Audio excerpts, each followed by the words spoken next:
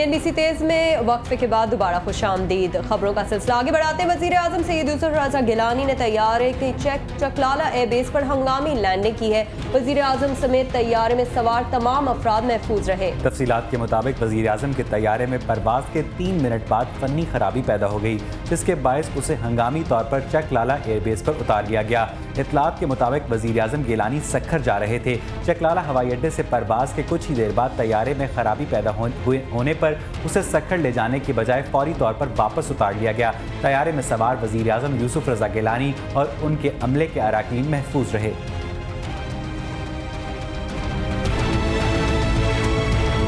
Mohammad agency में IGFC के helicopter को हंगामी लैंडिंग करनी पड़ी, जिसमें सवार पाक फौज के अफसरान महफूज रहे। तफसीलात के मुताबिक मोहम्मद एजेंसी के हेडक्वार्टर गलनई के FC कॉलोनी में हेलीकॉप्टर ने हंगामी लैंडिंग की है। तैयारे में फ्रंटियर कॉन्स्टेबलरी के inspector general major general Nadir Zeb और दीगर अफसरान सवार थे, जिनके महफूज रहने की तस्दीक कर दी गई है। FC ज़राए के मुताबिक हेलीकॉप्टर में फनी खराबी के बायस हंगामी लैंडिंग करनी पड़ी।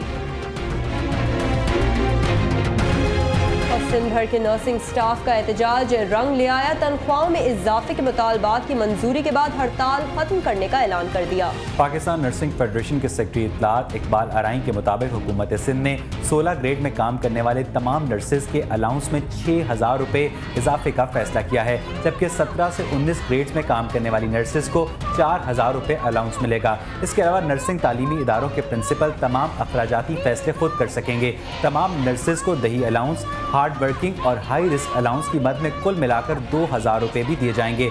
नर्सेज के सर्विस स्ट्रक्चर और टाइम स्केल प्रमोशन को भी बहाल कर दिया गया है। सेक्रेटरी सेहत सिंध की जानिब से प्रेस क्लब पहुंचकर नर्सेज के मुतालबात मानने के ऐलान के बाद एहतजाज खत्म कर दिया गया।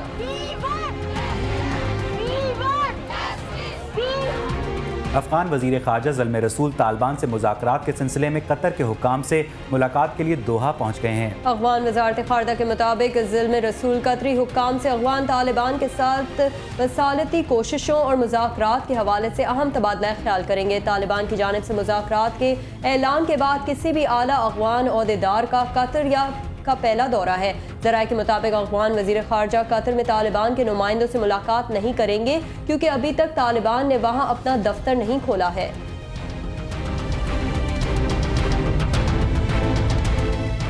और अमरीकी रियासत कैलिफोर्निया के एक मजहबी कॉलेज में फायरिंग के नतीजे में 7 अफराद हलाक और 3 जख्मी हो गए। जी हाँ, बिल्कुल। ये वाक़या ऑकलैंड शहर में अमरीकी वक्त के मुताबिक सुबह 10:30 बजे पेश आया, जब एक मुसल्लह शख्स ने कॉलेज में दाखिल होकर गोलियां चलानी शुरू कर दी। पुलिस का कहना है कि फायरिंग के नतीजे में 5 अफराद मौके पर ही हलाक हो गए, जबकि 2 अफराद ने बाद में दम तोड़ा। हुक्काम का कहना है कि 43 साल हमलावर का नाम वान गो है और वो इसी दरसगाह का साबिक तालिब इल्म है। हमलावर को एक करीबी शहर के बाजार में हथियार डालने के बाद गिरफ्तार कर लिया गया। पुलिस का कहना है कि वॉनगो ऑकलैंड का ही रिहायशी है।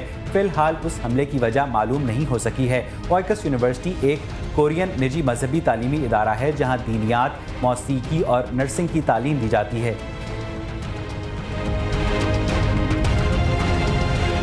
पेट्रोलियम मसनूआत की कीमतों में इजाफे के खिलाफ मुस्लिम लीग नून ने कौमी सलामती कमेटी के इजलास का मुसलसल दूसरे रोज भी बॉयकॉट जारी रखा। कमेटी का इजलास चेयरमैन रजा रब्बानी की सदारत में हुआ, जिसमें नून लीग शरीक ना हुए। इजलास के बाद रजा रब्बानी ने मीडिया को बताया कि उन्हें उम्मीद है कि कल या परसों तक नून लीग वापस आ जाएगी।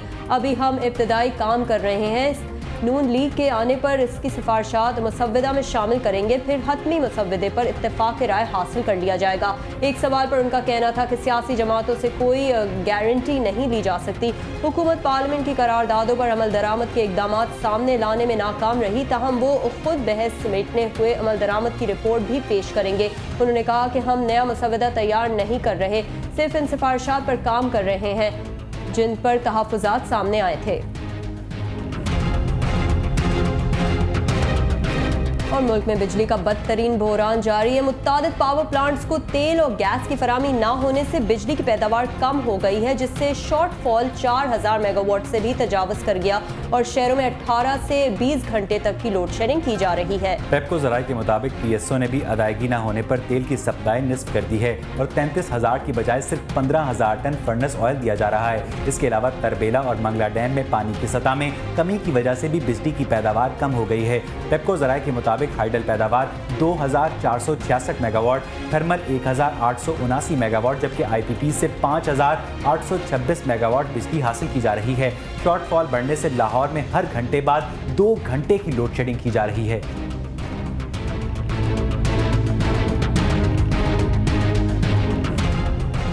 कराची में बिजली की बंदिश का दौरानिया 7.5 घंटे तक पहुंच गया है।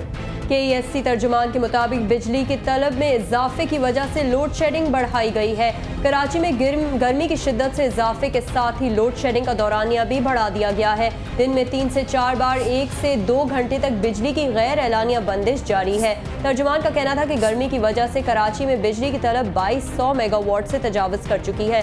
बिजली की कम चोरी वाले इलाकों में 3 घंटे जबकि दीगर इलाकों में 4.5 से 7.5 घंटे लोड शेडिंग का शेड्यूल बनाया गया है।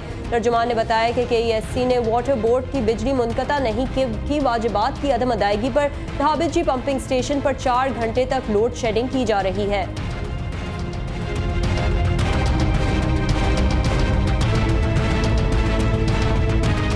और एक तरफ बिजली नहीं तो दूसरी तरफ उसकी कीमत मजीद बढ़ सकती है क्योंकि पेट्रोलियम मसनूआत के बाद फर्नेस ऑयल की कीमत में भी 1400 रुपए टन तक का इजाफा कर दिया गया है। पाकिस्तान स्टेट ऑयल के मुताबिक मकामी फर्नेस ऑयल की कीमत में इजाफा जबकि दरामदी फर्नेस ऑयल की कीमत में कमी की गई है।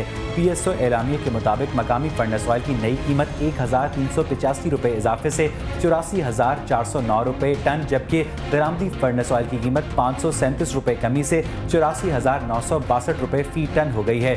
मकामी फर्नेस ऑयल की कीमत में इजाफे से बिजली पैदा करने वाली कंपनीज की पैदावारी लागत में भी इजाफे का इम्कान है जिसका बोझ हमेशा की तरह आवाम पर ही मुंतकिल कर दिया जाएगा।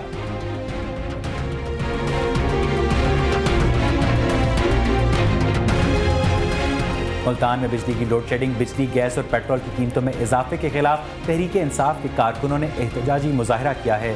नवाज शहर चौक पर किए जाने वाले मुजाहरे में तहरीक इंसाफ के कारकुनों की कसीर तादाद ने शिरकत की। मुजाहिरीन का कहना था कि आए रोज हुकूमत बिजली, गैस और पेट्रोल के नरखों में मनमानी इजाफे कर रही है जिसकी वजह से आम शहरी के लिए 2 वक्त की रोटी का हुसूल मुश्किल तर हो जा रहा है। मुजाहिरीन ने वफाकी सूबाई हुकूमत पंजाब के खिलाफ शदीद नारेबाजी करते हुए हुकूमत को बरतरफ होने का मशवरा दिया। महंगाई के खिलाफ मुजाहरे में मुजाहिरीन का कहना था कि हुक्मरानों ने मसनूई बहरान पैदा किया हुआ है और हुकूमत और फ्रेंडली अपोजिशन मिलकर मुल्क को लूट रहे हैं।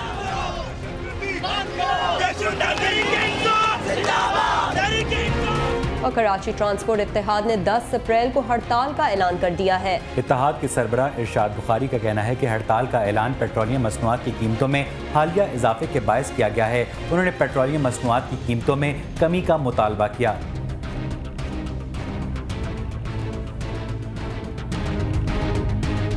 पाकिस्तान ट्रांसपोर्ट वेलफेयर एसोसिएशन ने पब्लिक ट्रांसपोर्ट के किरायों में 100% इजाफे का मुतालबा कर दिया है। ट्रांसपोर्टर्स का कहना है कि 5 अप्रैल तक किरायों में इजाफे का नोटिफिकेशन जारी न किया गया तो पूरे मुल्क में पहिया जाम हड़ताल और एहतजाजी मुजाहरे किए जाएंगे। रावलपिंडी में पाकिस्तान ट्रांसपोर्ट वेलफेयर एसोसिएशन के अहदेदारान ने न्यूज़ कॉन्फ्रेंस में बताया कि फरवरी 2010 से मुसलसल पेट्रोलियम मसनूआत में इजाफे किए जा रहे हैं जबकि ट्रांसपोर्ट के किरायों में इजाफे से मुताल्लिक कोई नोटिफिकेशन जारी नहीं किया गया। पेट्रोलियम मसनूआत में इजाफे से 12 रास्त अवाम और ट्रांसपोर्टर्स मुतासिर हो रहे हैं जबकि पंजाब हुकूमत की जानिब से चालानों की मद में ट्रांसपोर्टर्स को लूटा जा रहा है। ट्रांसपोर्टर्स ने मुतालबा किया है कि पेट्रोलियम मसनूआत में इजाफे का नोटिफिकेशन फौरी तौर पर वापस लिया जाए, किरायों में 100% इजाफे का नोटिफिकेशन जारी किया जाए जबकि पंजाब हुकूमत की जानिब से चालानों में इजाफे वापस लिए जाएं। ट्रांसपोर्टर्स ने इंदिया दिया है कि उनके मुतालबात पूरे ना किए गए तो मुल्क में एहतजाज का पहिया जाम होगा।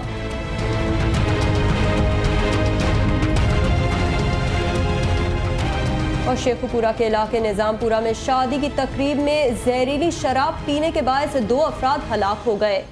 3 को तशवीशनाक हालत में लाहौर मुंतकिल कर दिया गया है। पुलिस के मुताबिक शेखुपुरा के इलाके में कोट अब्दुल मालिक निजामपुरा में शादी की तकरीब में अमानत मुश्ताक, प्रिंस याकूब और अमानत मसीह ने जहरीली शराब पी ली जिससे उनकी हालत बिगड़ गई जिस पर उन्हें मकामी अस्पताल मुंतकिल किया गया जहां अमानत और मुश्ताक दम तोड़ गए जबकि दीगर 3 अफराद की हालत नाजुक बताई जा रही है जिन्हें इलाज के लिए लाहौर के मेयो अस्पताल में मुंतकिल कर दिया गया है।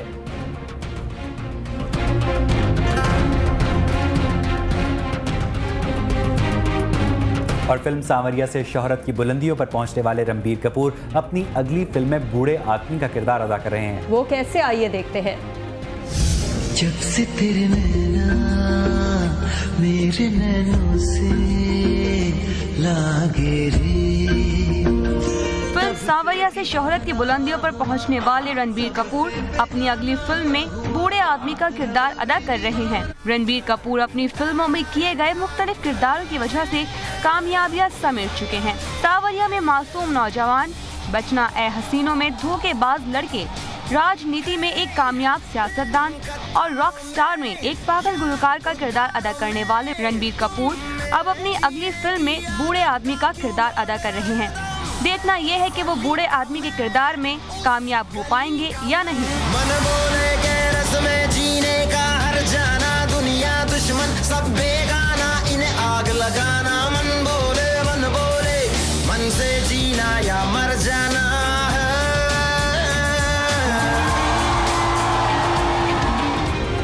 नाज़रीन कहते हैं कि गीदड़ की शामत आती है तो वो शहर का रुख करता है, लेकिन फरा अगर किसी के पीछे मुर्गियों का तूफान आ जाए तो वो बेचारा कहाँ का रुख करेगा।